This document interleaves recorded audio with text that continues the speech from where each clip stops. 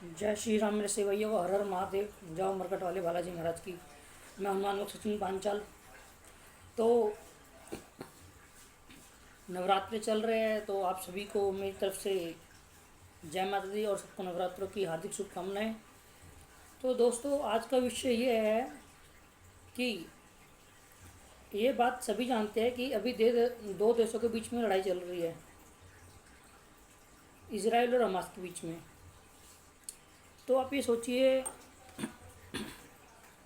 Hamas जो है एक मुस्लिम कंट्री है और उसने अचानक से इजराइल पर हमला कर दिया, और हमला भी वहाँ पे करा जहाँ पे पार्टी चल रही थी। 5,000 मिसाइल उसने बिगड़ सोचे समझे इजराइल पे दाग दी। उसने ये भी नहीं सोचा कि कितना नुकसान हो सकता है, क्या हो सकता है, किसकी जान मान की हानि हो सकती है। उसने बिगड़ सोचे समझे वहाँ पे गोले दागे जहाँ पे काफ़ी जनसंख्या में लोग थे, पार्टी चल रही थी, और उन्हों को दौड़ा दौड़ा कर खुले में गोलियां मारी। तो इससे उनकी मानसिकता का ये पता लगता है कि उनके दिल में बिल्कुल दया नहीं है किसी भी व्यक्ति के प्रति। उनका कुछ लेना देना नहीं है किसी इंसानियत से।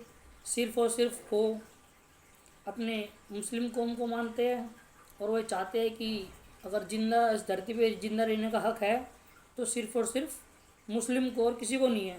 वो ये चाहते हैं जो उन्होंने करके दिखाया। उन्होंने करा, उन्होंने सोचा, पर वो अपने मंसूबे में कामयाब नहीं हुए, क्योंकि उन्होंने इसराइल पे इतने बम दागे, फिर भी इसराइल ने उस वक्त ऑन द स्पॉट इसराइल कुछ नहीं कर पाया था। कि किसी को जब पता ही नहीं होता क्या होने वाला है और अचानक हमला हो जाए तो इंसान समझ नहीं पाता है। यही इसराइल के साथ हुआ। और जब इसराइल ने अपनी कमांड संभाल ली, सोचने वाली बात है, जब हमास ने हमला किया तो एक भी मुस्लिम कंट्री इसराइल के हक में नहीं बोली, ना हमास को कुछ कहा कि हमास ने ये गलत किया है, ऐसा नहीं करने चाहिए, जान मानी की हानि हो सकती है। तो अब ये सोचने वाली बात है, जब इसराइल के साथ कोई खड़ा नहीं हुआ, जब इसराइल ने गोले और अपने तोपें छोड़ी हमास के ऊपर, और जो आतंकवादी थे, टेररिस्ट थे, जो वो हमास से घुसे थे गाजा पट्टी की तरफ से, और गाजा पट्टी में छुप गए जाके।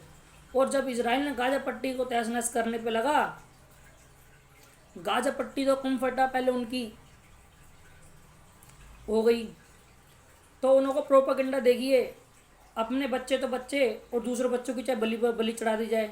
जब गाजा पट्टी में रहने वाले निवासी थे जो, उन्हों के ऊपर जब हमले हुए तो उन्होंने प्रोपेगेंडा फैला दिया कि इजराइल बमबारी बंद कर दे, नहीं तो जो उन्होंने बंधक बना रखे इजराइल के निवासियों को, 140-150 कुछ थे, उन्होंने बेरहमी से 40 बच्चों का गला काट दिया, सर तन से जुदा कर दिया। उन्होंने बिल्कुल इंसानियत नहीं है। और इजराइल ने गोलाबारी करी तो उन्होंने अपने यहाँ की औरतों को आगे कर दिया, बच्चों को आगे कर दिया, प्रोपेगेंडा फैला दिया पूरे देश के अंदर कि इजराइल हमारे ऊपर गोलाबारी कर रहा है, हमारे यहाँ की औरतें परेशान हो गई है, बच्चे परेशान हो गए हैं, खाने को खाना नहीं है, पीने को पानी नहीं है। अरे भाई, खाने को खाना और पीने को पानी कहाँ से मिलेगा? जब तुम दूसरों की जान की वैल्यू नहीं समझोगे तो तुम्हारी जान की कौन समझेगा? जब अपनी पर पड़ी तो तुम्हें सब कुछ याद आ गया, अगला पिछला, और जब दूसरों पर पड़ रही थी तब तुम मज़े ले रहे थे। सारी की सारी कंट्रियाँ जो मुस्लिम कंट्री चुपचाप बैठी सतान कंट्रियाँ और इसराइल ने बम का छोड़ा, तुम्हारे तो आग लग गई सारी कंट्री के अंदर।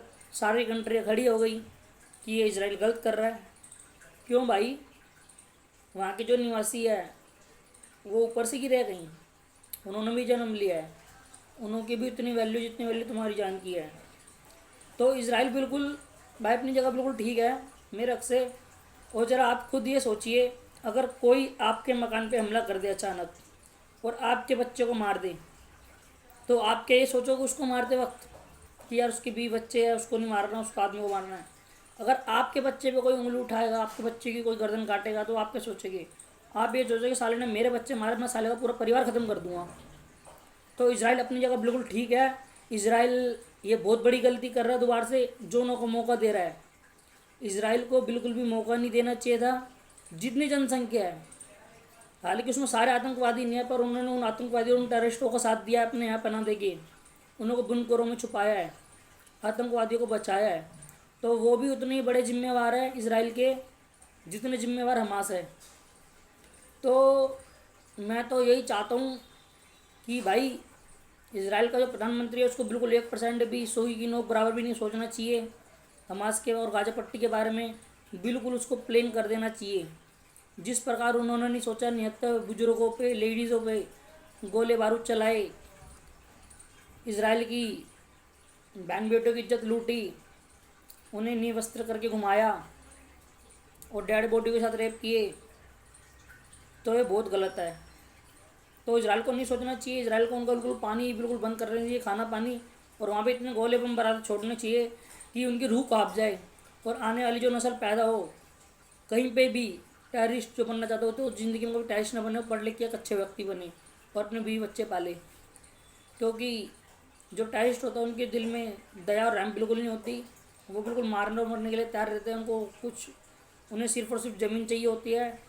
वो चाहते हैं कि पूरे ब्रह्मांड पे, पूरी पृथ्वी पर उनका राज हो जाए, कोई और कौम बचनी नहीं चाहिए, ना हिंदू, ना जैन धर्म, या यहूदी या क्रिश्चियन, कुछ नहीं बचना चाहिए। सिर्फ और सिर्फ वो चाहते हैं कि मुस्लिम ही रहने चाहिए पूरे विश्व में, जो ऐसा पॉसिबल ही नहीं है, हो नहीं सकता। तो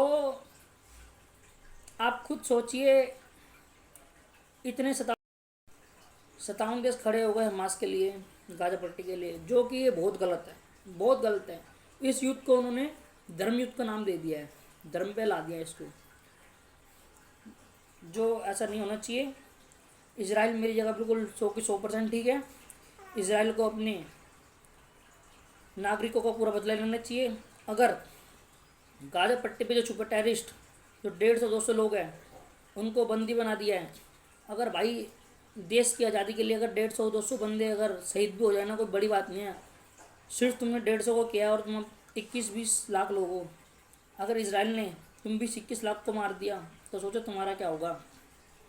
त्राहिमाम आ जाएगा तुम्हारे अंदर।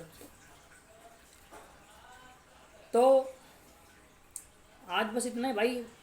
इसराइल की तरफ से मैं बिल्कुल सपोर्ट में हूँ और बिल्कुल सपोर्ट में रहूँगा। इसराइल ने जो किया बहुत अच्छा किया और इसराइल को ऐसा ही करना चाहिए था। और इसराइल को नहीं, सब देशों को ही ऐसा करना चाहिए। टेररिस्ट के अगेंस्ट ऐसे ही काम करने चाहिए, बिगर सोचे समझे उन्हें जड़ से ख़त्म कर देना चाहिए। क्योंकि जब तक टेररिज्म ख़त्म नहीं होगा किसी देश की तरक्की नहीं होगी। तरक्की तब होती है जब टेररिज्म ख़त्म हो, तो सब भाईचारा बना के रहते हैं, और भाईचारा बना के रहने में जो फ़ायदा है वो कहीं और किसी चीज़ में फ़ायदा नहीं है। जय श्री राम, हर हर महादेव।